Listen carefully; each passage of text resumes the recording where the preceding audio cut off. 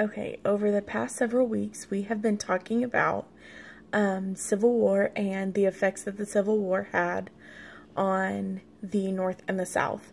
We have talked about how slavery was the cause of the Civil War, and the North wanted to abolish slavery. However, the South wanted to keep slavery and be able to use the African Americans that were in the United States to plant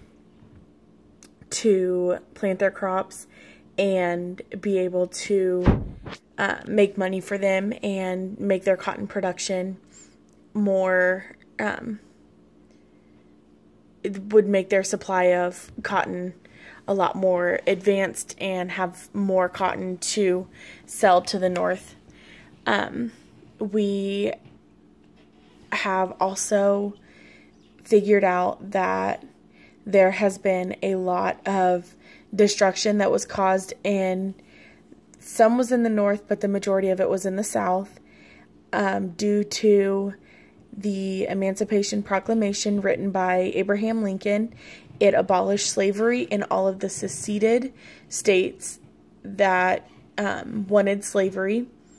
Therefore, they would now have to work to make their way back into the country as a part of the United States. We also learned that Abraham Lincoln was shot at Ford's Theater by Booth, and there was a lot of other people that were involved with the assassination of not only him, but they were trying to assassinate the Secretary of State as well as the Vice President. They were trying to take over as a whole and make the North pay for what the South had done. So they were trying to get back at the country for what they had done and how they were affecting slavery for the South. We learned that the nation now needed to work together in order to bring back their political, economic, and social parts of their states and the country, so that we could all work together and grow the country up back to where it was before. You guys were supposed to read pages 5, 6, and 7 in your online textbook, and each of those pages had different parts of the Reconstruction mapped out, and it told you several different ways that the political Reconstruction occurred, social Reconstruction needed to occur, and economic. We know that the country as a whole lost $6.6 billion in the Civil War, and they needed to find a way to bring those back. We also figured out that the South had to rebuild their way of making an income, because after the war they had lost all of the money that they had, and they lost land and they lost homes, and now they are down to not having any slaves to work their farms. For the political aspect, the country had to figure out a way to survive with the vice president being in Abraham Lincoln's position.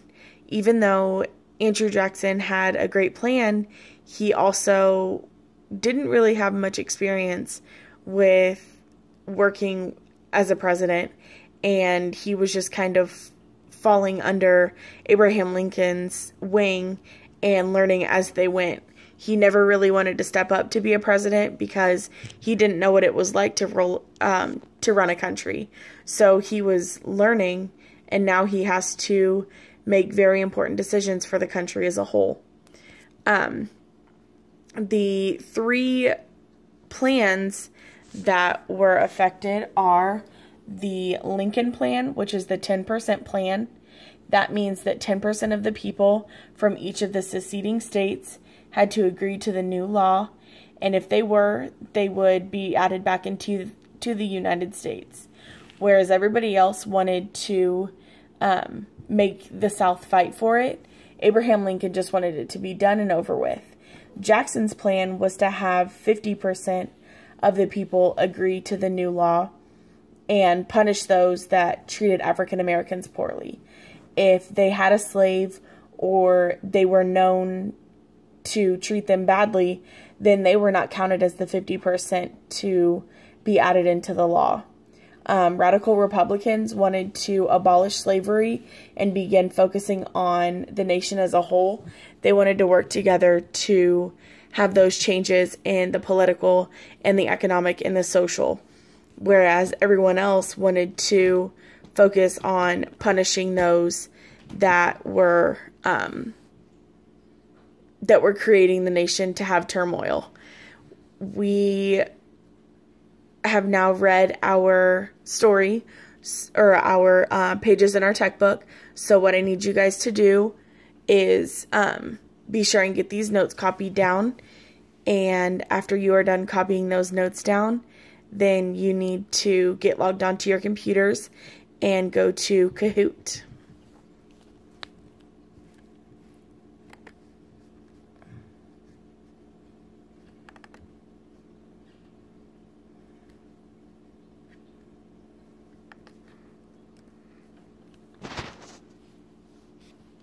Alright, here is our code.